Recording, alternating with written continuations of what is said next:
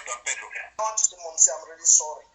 I'm really sorry. If I look you directly on your face, I feel like crying because you guys were like, okay, let me say this. I was part of the team when they wanted to kill General Arki. So you know this to be. General Arki was supposed to be killed on a Sunday at 2 a.m. in the morning. Everything was prepared. You are right. Yeah, the person that I got in contact with at the last minute, and he actually, Oh God. Hold on, Don Pedro. This I just wait. Listen, everybody. Listen. I am not cutting short, Don Pedro. Listen.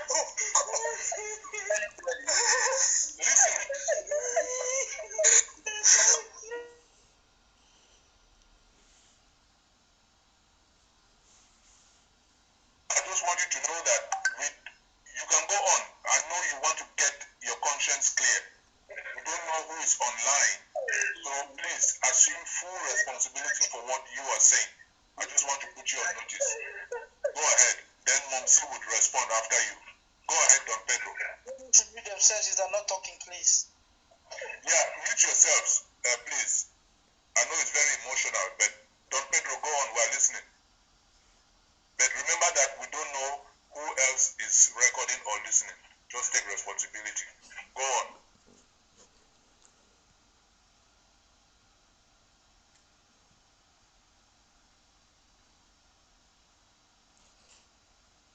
Ask me to meet my boys to send out to spread the message as fast as I can. So there was by then there is this Chris Bongang I spoke to. Then I wrote to Chris Bongang on Facebook. He got back to me. We spoke lengthily on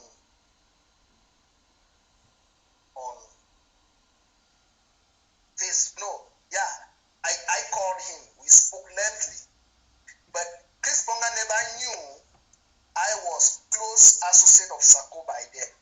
So I was like still trying to get as much information. But by then there was this plan of late General Amigo to kill Arike on a Sunday at 2 a.m. in the morning. And all the plan was already done to kill General Arike.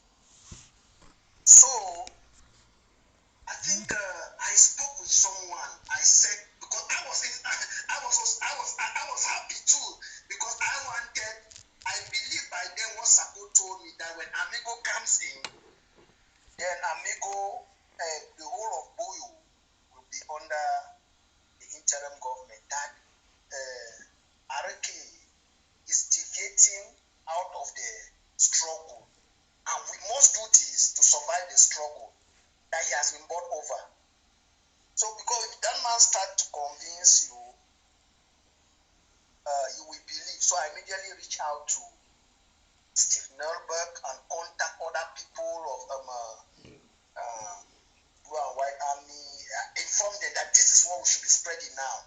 So before then, we were saying, no, we were the ones supporting us. We should be killed, we should be killed.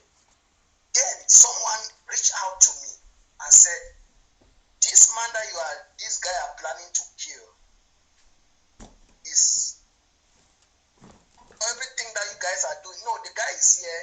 He made me that this guy is innocent. So I spoke now I got hold of Chris Bongang and we talked lengthy over the phone. And we kept talking for a while and we realized we could actually have Arike work with the Amigo. Then, but I realized Sako wasn't happy. He wasn't happy. So that's when Amigo was said he was trying to rehabilitate General Arike. We were happy, but the truth thing is, Sako plan was to get Arike killed immediately, because Arike was never willing to work or hear his instruction. And they came up that he has misappropriated a lot of funds that has been dispatched to the Boyo Defense Force or this and that. So a lot of propaganda, all those things. And when they do it, they will send the Department of Propaganda, which I was heading, so who will spread the news. People will be believing and will be selling it all around. So that's what is actually, that was actually happening. So I just want to, I've realized during that time, a lot of wrong things were actually being done, and we need to fix it. We need to fix it, to be sure, to be sincere.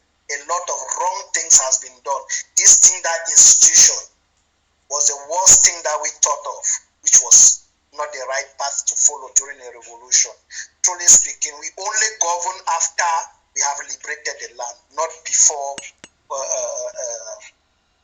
during the revolution that we want to govern people. It's not correct. So this is what I'm saying. These are the mistakes that we did, that we need to fix it. And to fix it, we need to put Anu and Sako out. If you guys want to believe me, I have worked. These people, that are serious mafias. In short, mafias of maybe we say, I don't need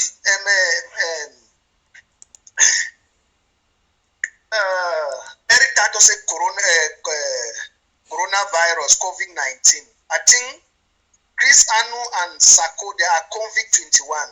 We are still to determine the really coronavirus that they are. They are chronic guys.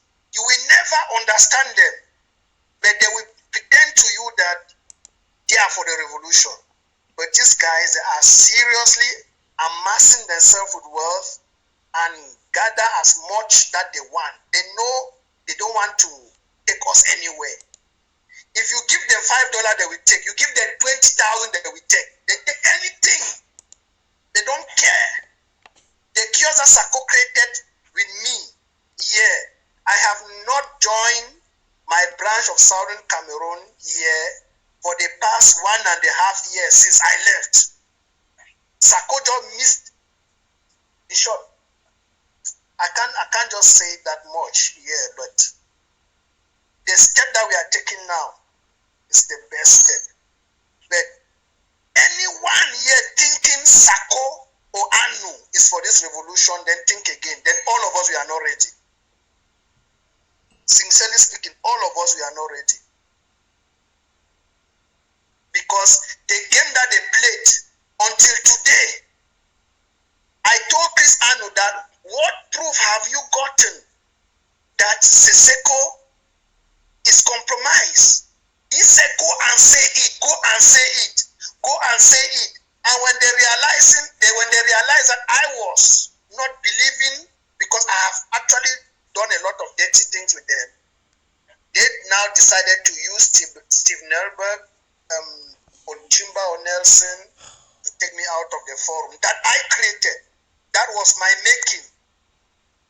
I started that group with maybe 5 people. And by the time I left, I had 43 army under blue and white.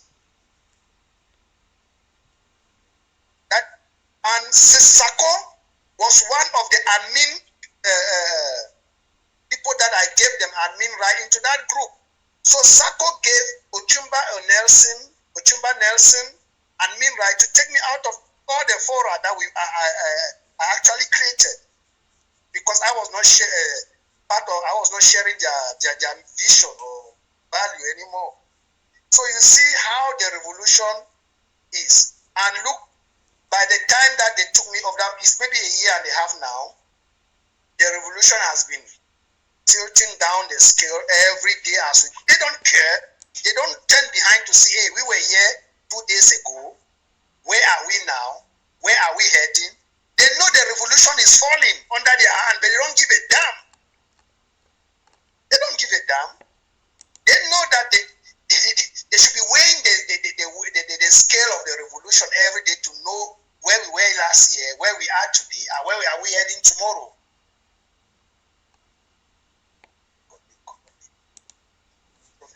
So, please, I would like to say something. This is Chris Bongam. Yeah, this is Chris Bongam. Sorry, my network is not the best, so I can be kicked up I can be kicked out at any moment. So, but I will try to summarize. I don't actually know you, but I know a lot of people contacted me during that time. And the thing is, the public, the Ambazonian public, they are not aware of a lot of things. And as an individual, I have been fought by the same Blue and White Army and surrogates, and they have tried, they have connived also with the Boyo Council to make sure that they submerge any evidence of truth. I remember a few days ago I wrote to the activist that to bring hygiene into this revolution, they have to move per county and make sure they dig up all the hidden truths and expose them to the Amazonian people.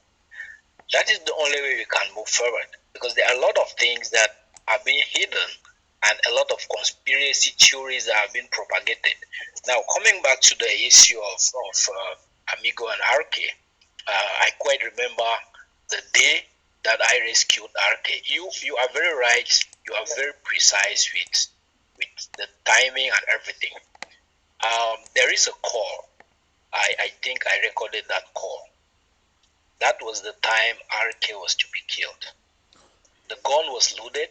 He was picked out of the prison, and only my forgiveness.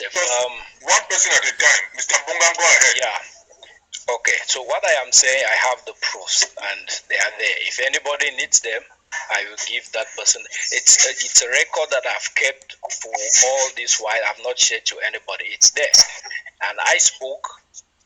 Initially, I did not want to speak with RK, but when it became a condition that if I don't forgive RK, he will be shot at that particular moment, that was when I had to tell Amigo to pass the phone to him.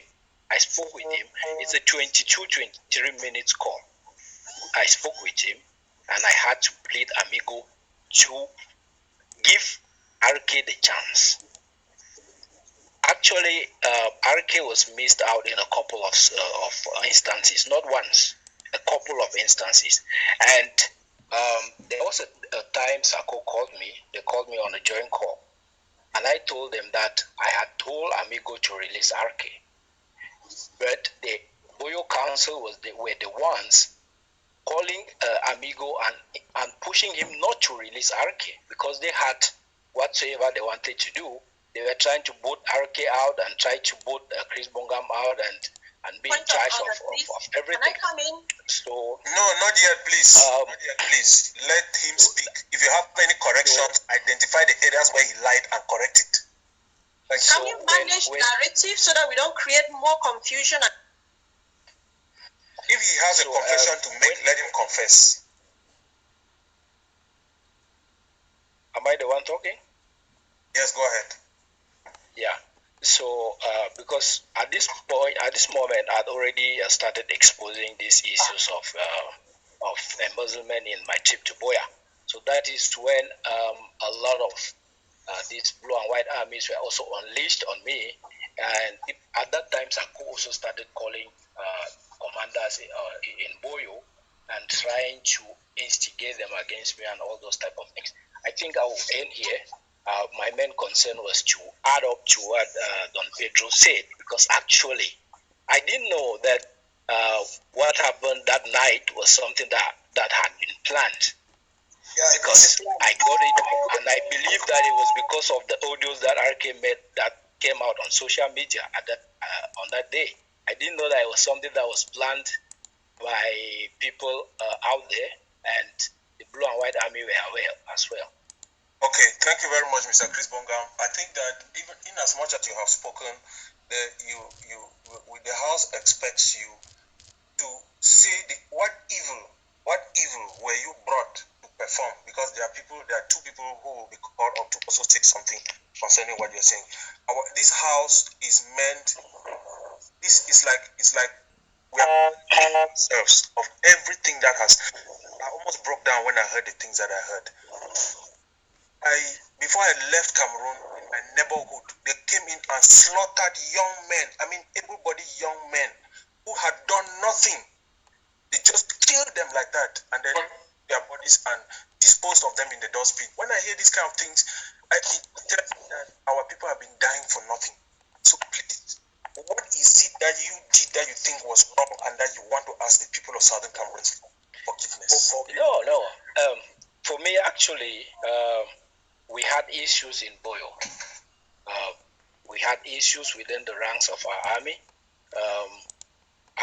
Initially, RK had issues with some of the guys on the ground, and all along I tried to resolve the issues, and later on they escalated to a level that a lot more people had to come into play. So at some point, you give instructions for people to be killed, or you never. There is no fighter on the ground that I have ever ordered for him to be killed. Never. Thank you. Not even one. I would like. Dr. Fontem, can I come in? May I? Wait, Please. wait, Dr. Wait. Can I Just a minute. I need information. Can I come in, Dr. Fontem, please? No.